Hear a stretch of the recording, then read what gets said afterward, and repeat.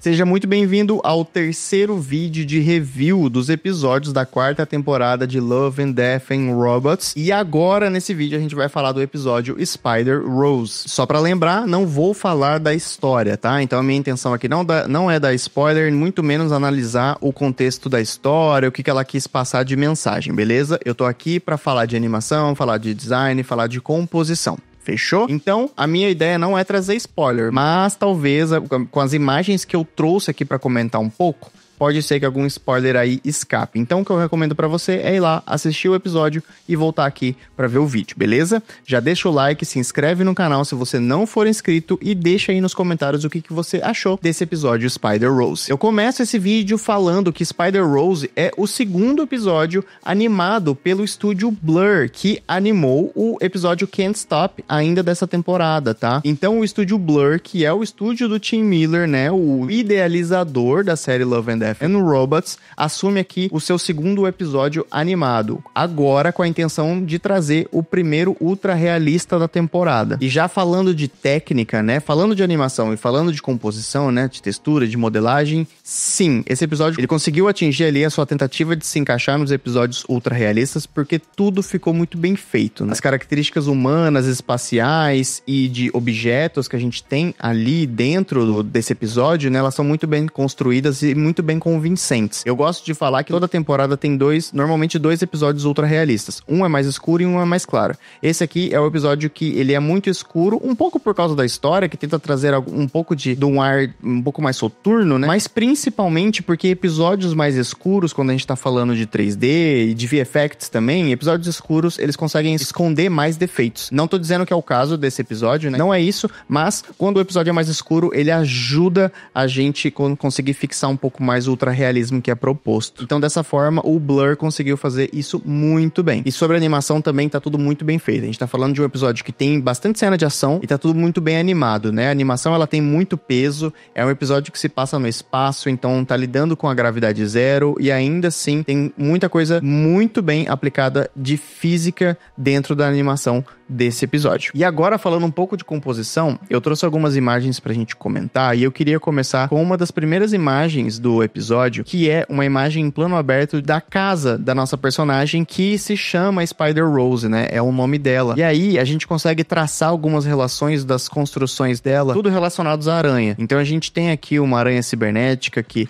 trabalha e faz as operações que ela tem do lado de fora. E depois, mais pra frente, a gente vai perceber que essas linhas aqui, né, que são ligamentos cibernéticos e tecnológicos até a nave dela, é como se fosse uma grande teia de aranha. Não, na verdade é uma grande teia de aranha, assim, sabe? Mas aqui eu queria falar principalmente do nosso ponto de fuga, né? Impressionante como essa cena constrói um ponto de fuga muito forte, não só com o posicionamento da câmera, né, que tá levando a gente principalmente ali pra nave dela, mas também com os detalhes que se trouxe na nave, né? Então é o único lugar da composição que a gente tem um pouco da iluminação mais amarelada, principalmente nas luzes, né? E aí, fora isso, a gente tem o vermelho um pouquinho das máquinas aqui na frente. Fora isso, os tons escuros de azul que preenchem todo o ambiente são a força maior da imagem. E aí, lá no nosso ponto de fuga principal, a gente tem a nave com detalhes em amarelo e eu achei isso aqui muito bonito. E aí, agora eu trouxe uma imagem da Spider-Rose pra gente falar um pouco dos detalhes que a gente tem aqui de modelagem, né? A gente consegue perceber o foco no ultra-realismo do rosto dela, né? Que a gente consegue ver aqui a marca da expressão que ela tá fazendo, a gente consegue enxergar aqui. A gente consegue enxergar aqui manchas na pele, né?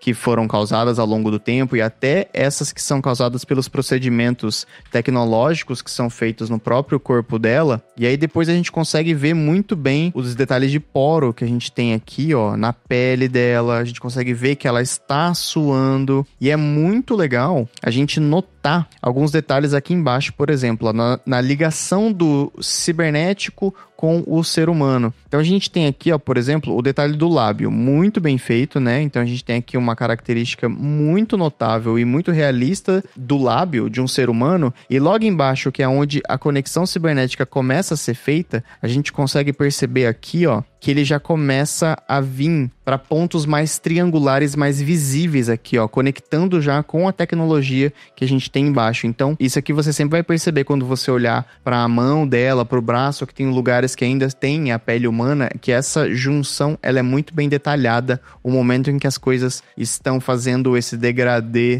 da pele humana para a pele cibernética. Detalhe impressionante, né? A gente pode comentar um pouco também sobre o cabelo, mas eu vou voltar a falar isso daqui a pouco. Antes disso, eu queria falar um pouco sobre também a fotografia desse episódio. Ela é muito bem feita, porque ela trabalha com pontos de luz muito notáveis, assim. Como ele é um episódio muito soturno, ele lida com muita melancolia, os pontos de luz, eles são muito bem montados. E aqui, por exemplo, a gente já tem uma cena que ela é uma cena feliz, pode-se dizer, né? Em um ambiente muito triste. Então a gente consegue ver que o feixe de luz, ele traz a nossa leitura de que, sei lá, talvez esse animal que vem aqui na nossa leitura, ele tá levando pra nossa personagem talvez um ponto de luz, talvez uma alegria que talvez ela não tenha.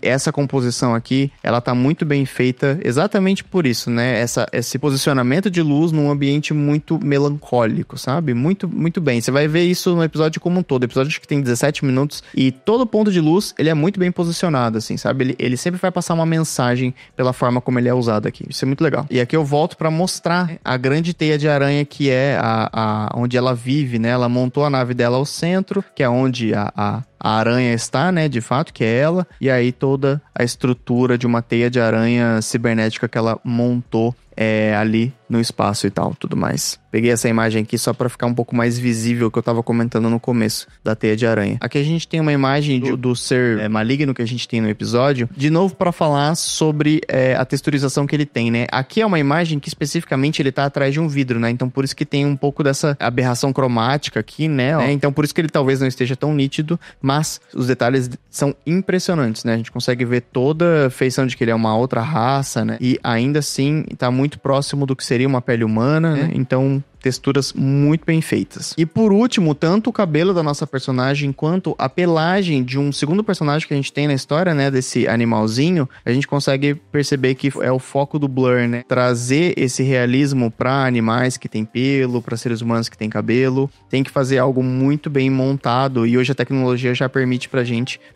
trabalhar com milhões e milhões de fios, né, então a gente tem aqui detalhes aonde a gente consegue trazer a luz aqui, né, pros fios e ver toda a possibilidade de detalhes que ele tem aqui. Impressionante. O trabalho que o Blur fez nesse episódio é realmente algo muito invejável, assim, sabe? É um resultado muito bacana. O Blur mandou muito bem nesse episódio, tentando trazer essa proposta de ultra-realismo. E esses foram meus pitacos aí sobre a composição, animação e arte do episódio Spider-Rose da 4ª temporada de Love and Death and Robots. Aí na tela estão aparecendo outros reviews de outros episódios dessa temporada que eu fiz, que eu acredito que você vá se interessar. Lembre-se de deixar o like, se inscrever no canal e a gente se vê no próximo vídeo. Tchau, tchau!